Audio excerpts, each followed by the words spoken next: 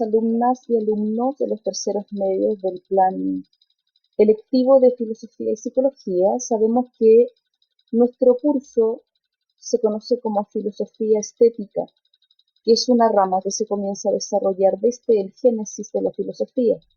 Por ese motivo, nosotros en clase habíamos conversado que era interesante que nosotros pudiésemos abordar la primera unidad un poco más escueta que tiene el cuarto medio cuando empieza a ver esto acerca del pensamiento del mundo occidental. Desde esa perspectiva es interesante que nosotros primero abordemos qué es la filosofía, más o menos, y después, en el caso particular de esta unidad, después en los tres periodos irlos conectando con autores que se refirieron de manera directa o de manera indirecta a la importancia de la contemplación estética. La palabra filosofía, que es una forma muy simple también de acercarnos a este pensamiento, es una palabra compuesta por dos conceptos, por amor o amistad, que es filo, y en el caso de Sofía es sabiduría. Por lo tanto, etimológicamente significa amor o amistad a la sabiduría. Hay que entender de manera especial esta sabiduría porque las sabidurías son distintos saberes o saberes múltiples que alguien posee y que le da la posibilidad de seguir generando nuevos conocimientos.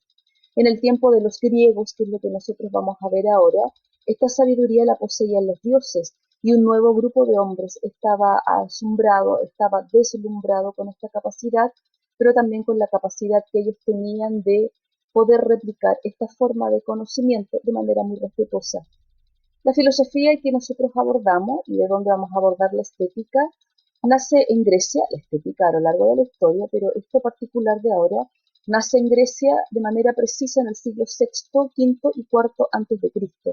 Sin embargo, nace en este lugar porque Grecia, a propósito de su historia, tiene un equilibrio, tiene una forma de organizarse, hay un equilibrio que es cultural, que es político y económico, que hizo posible o provocó un escenario muy propicio para que se comenzara a desarrollar el pensamiento en Occidente. Ahora, hay dos hipótesis que intentan explicar por qué nace o por qué nace la filosofía. El primero es de Pitágoras, que no se sabe si es de Samos o no, que nosotros lo vamos a ver directamente en estética. Y por un lado, él introduce el concepto cosmos como objeto de estudio que es el universo en el primer periodo de la filosofía, que ya es importante. Y lo segundo es que él es un pensador dualista, trae de una cultura que es oriental, que son los órticos, trae esta cosmovisión de que el hombre está constituido de cuerpo y de alma, entre otros detalles, los lleva al territorio griego y de ahí se comienzan a generar distintas escuelas basadas en esto o en temáticas que son similares. No tenemos que olvidar que el objeto de estudio es el porqué del mundo de las cosas. El objeto de estudio del primer periodo, que es lo que estamos hablando ahora, se refiere fundamentalmente al universo o al cosmos, como lo introdujo Pitágoras de Samos. La segunda hipótesis se vincula con el negocio. La principal actividad económica que tenían los griegos era el comercio, que lo podemos mencionar con el concepto negocio, que es una palabra compuesta en donde se habla de la negación del ocio. Es decir, las personas que tienen estas actividades comerciales no tienen tiempo libre, puesto que todo su tiempo se ocupa en la administración de estas áreas que son comerciales. Ahora, estos griegos que tenían estas actividades pertenecen a la clase más alta, aquellos que no están desprotegidos desde el punto de vista económico y tuvieron hijos que son los ciudadanos al igual que ellos. Y estos hijos tenían distintas posibilidades, o hacían lo que el resto de la sociedad hacía, acorde a su edad, o se dedicaban a ayudar a sus padres, o finalmente ellos abordaban otro tipo de actividad. Y ellos, algunos de ellos, decidieron sentarse a pensar y ojalá tener algo de la sabiduría que tenían los dioses. Por lo tanto, se especula que la filosofía nace de ese tiempo libre que es un tiempo de ocio. La historia de la filosofía tiene 5 periodos, nosotros acá solo abordamos de manera muy liviana 3. Está el periodo cosmológico, el antropológico, el ontológico, el periodo ético y el periodo teológico o religioso. Nosotros vamos a ir viendo también de manera un poquito superficial, pero ojalá nos vaya quedando claro, cada uno de los periodos que tenemos acá. El primer periodo es el cosmológico, que también se le puede llamar presocrático, puesto que son los filósofos que están antes de Sócrates, que están en el periodo antropológico. Pero también se le puede llamar meteorológico, porque el objeto de estudio del primer periodo va a ser el cosmos o el universo. Por lo tanto, existe una especie de profesionales, y son los filósofos en este caso, que están preocupados de los astros, están preocupados de la medición de los astros y cómo repercute en la naturaleza, en donde está inmerso el ser humano. En términos prácticos podemos señalar desde el nombre que introdujo Pitágoras, que recuerden que estamos hablando del periodo cosmológico, que el concepto cosmológico desde su etimología es una palabra compuesta de cosmo, que significa belleza, armonía y equilibrio, y lógico, que significa estudio. Por lo tanto, nosotros podemos decir que la estructura significa estudio de la armonía, del equilibrio o de la belleza del universo o de la naturaleza. Eso es fundamentalmente por lo que viene ahora. Cuando nosotros hablamos de universo, nos queda más o menos claro porque es más bien convencional. Sin embargo, en el primer periodo se le llamó universo, se le llamó cosmos a propósito de lo de Pitágoras, pero también se le llamó naturaleza. De hecho, gran parte de los textos que se han encontrado, de los fragmentos, el título es acerca de la naturaleza. Ahora, es importante que nos cuestionemos acerca de quiénes son los primeros que se comiencen a cuestionar acerca de aquellos. Y la verdad que así como existe la filosofía, existen los profesionales que son los filósofos. Y estos filósofos tenían un par de características que es interesante que tengamos en consideración. Primero, pertenecían a la cúpula, acá está la parte más adinerada de los griegos, y por eso también tenían la posibilidad de desarrollar una disciplina que algunos consideran que es inútil, puesto que no entrega dividendos, no genera fortuna o no debería generar fortuna. Es una clase de privilegio. Por lo tanto, ellos tuvieron la posibilidad de trabajar en el pensamiento y en el desarrollo del pensamiento. Y lo otro, que ya lo habíamos visto, es que ellos adoraban o deseaban tener parte de la sabiduría que tenían los dioses con esta multiplicidad de saberes para poder responder por sus propios medios el porqué del equilibrio del mundo de las cosas. Ahora, sabemos que existen filósofos, pero también la historia se ha encargado de tener algunas dudas en torno a quién fue el primero, que no necesariamente es el primero que escribió, sino que el primero puede ser aquel que advierte que se está generando un nuevo tipo de profesional, que es el filósofo. Algunos señalan que es Tales de Mileto. Hay textos antiguos acerca de Pitágoras de Samos, a propósito de la concepción dualista y esto de la hipótesis que nosotros estábamos mencionando, y el introducir este concepto de cosmos, que es el universo. Y el tercero es Heráclito de Éfeso. En el caso especial mío, yo me abandero mucho por Heráclito, puesto que Heráclito fue el primero que reconoce al filósofo, a este hombre nuevo que está desarrollando este pensamiento en Occidente. Lo que se recopila después que se perdió gran parte de los escritos de los griegos clásicos son 126 fragmentos. En al menos 15 de ellos, Heráclito menciona el concepto filósofo. Por ese motivo se especula que él va a ser uno de los primeros, porque es capaz de darse cuenta que se está produciendo este nuevo personaje cuya principal actividad es el desarrollo del pensamiento científico.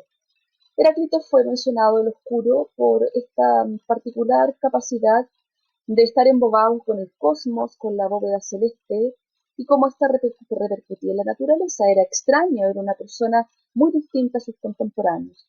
Desde el punto de vista más fino de la filosofía, él es materialista, es decir, él tiene la convicción, de que uno accede a lo verdadero cuando lo constata empíricamente a través de elementos que son materiales, una actitud muy científica. Y su arjé es el movimiento. El arjé, lo vamos a ver más adelante, lo utilizaron solo en el primer periodo y tiene que ver con el principio del todo, o también lo podemos llamar como un principio filosófico. Heráclito, al igual que el resto de sus contemporáneos, tuvo como objeto de estudio el universo, el cosmos, la naturaleza. Pero no necesariamente de la totalidad, que es la diversidad, sino que de aquel elemento que le da la posibilidad a que el cosmos se mantenga en constante equilibrio. De ahí viene que de este universo, Heráclito a lo uni le llamó lo uno, un elemento, que podría ser bien simple cuando pensamos en el arjé y decimos que el arjé es el movimiento. Sin embargo, en otros textos se advierte que cuando Heráclito hablaba de lo uno se refería al logos, y el logos también tiene una acepción que significa razón. Por lo tanto, al parecer, Heráclito pudo advertir que existía un nuevo tipo de hombre o que el ser humano tenía la capacidad por sus propios medios racionales de encontrar aquel elemento que mantenía al universo en constante armonía. Como aporte de él y de otros los pensadores contemporáneos a Heráclito, se pasó de dar una explicación mitológica a una explicación racional. Ellos no desmerecieron lo mitológico, pero ahora es el propio ser humano quien, a través de sus propios medios que son racionales, explican el porqué del mundo de las cosas. Y ha quedado en los textos como aparece acá, el paso del mito al logos. Existe una contrapartida, como suele suceder a lo largo de la historia de la filosofía. Así como existe un pensador materialista, existe un idealista. Y en el caso del autor que nosotros estamos viendo acá, que es Parménides de Elea, es contemporáneo a Heráclito, y ellos se contrapusieron en las temáticas que estaban abordando. Parménides de Elea es idealista y su arjé es lo inmóvil o la esencia. Y este Parménides critica a Heráclito diciéndole que la simple opinión, la doxa, este movimiento, en lugar de acercarnos a la verdad, nos aleja, puesto que nos evita el contacto directo con lo esencial. La propuesta que tiene Parménides es la episteme, es decir, que para dar por verdadero algo, necesariamente yo me tengo que ir a lo medular, que no tiene materia, que no perece y que no se transforma. En fin, de estos dos autores se genera una problemática que intentó resolver Platón y hasta el día de hoy eso está como en veremos, no es que no se haya resuelto necesariamente, pero siguen habiendo discusiones acerca de aquello. En el caso de Heráclito, él hablaba que el movimiento mantenía en equilibrio el universo, que es el cambio, el constante fluir. Es imposible meter los dos pies en el mismo río. Y en el caso de Parménides, él habla de lo inmóvil, la esencia, ese es su arjé, porque también tiene un arjé, que le podemos llamar estabilidad, y se genera la problemática del cambio y la estabilidad, es decir, cuál de las dos es más válida. Podemos nosotros dividir, a propósito, no es que estemos dejando absolutamente de lado estos dos pensadores, pero podemos clasificar los pensadores del primer periodo por territorio, los que viven en Jonia y los que viven en la parte itálica, que lo vamos a ver más adelante en el mapa, por tendencia filosófica, materialista o idealista. Los materialistas tienen la convicción de que lo verdadero se adquiere a través de algo material, y los idealistas tienen la convicción que lo verdadero se adquiere a través de algo inmaterial, una esencia, algo que no se transforma. Y finalmente los podemos clasificar por arjé, que puede ser idealista o materialista. En el caso de los idealistas está la esencia, los números, la geometría, como en el caso de Pitágoras, entre otros, y los materialistas el agua, el movimiento, el aire, todo aquello que se pueda constatar empíricamente. Ahora yo les había señalado delante que solo en el periodo cosmológico está el arjé, que es un principio filosófico, pero también podríamos decir que es el principio de la totalidad del mundo de las cosas. Aquí está lo que yo les señalaba de esto que nosotros lo clasificamos por territorio. Pueden ser materialistas o idealistas, pero los podemos clasificar como los autores que están en la parte itálica y los autores que están en la parte jónica. Que dicho sea de paso, entre ellos muchos se conocían, puesto que tenían las posibilidades económicas para trasladarse de un lugar a otro. Ahora, ¿por qué perdura hasta el día de hoy la filosofía? Porque desde su génesis tiene tres elementos que son fundamentales.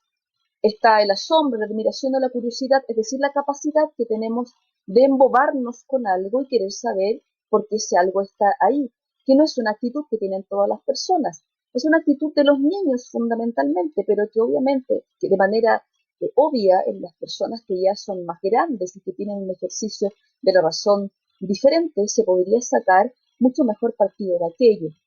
Cuando yo estoy asombrada por algo y lo comienzo a investigar, comienzan las preguntas. Y las preguntas me van a llevar a nuevas preguntas.